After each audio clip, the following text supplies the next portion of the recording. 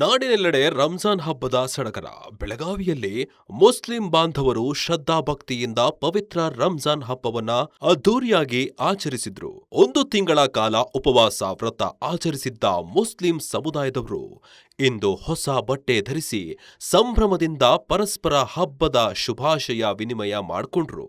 Anjuman A ಇಸ್ಲಾಂ ಸಂಸ್ಥೆಯ ಮೈದಾನದಲ್ಲಿ ಸಾವಿರಾರು ಮುಸ್ಲಿಂ ಬಾಂಧವರು ಒಗ್ಗೂಡಿ ಸಾಮೂಹಿಕ ಪ್ರಾರ್ಥನೆಯನ್ನ ಸಲ್ಲಿಸಿದ್ರು.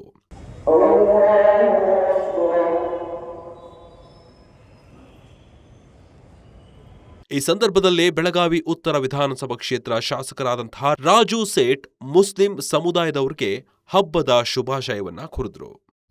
ರಂಜಾನಿದ್ದು ಶುಭಾಶಯಗಳು.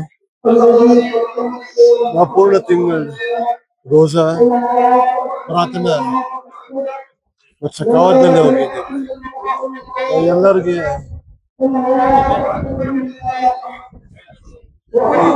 अमन शांति ईद मनाने के लिए कहता हूँ.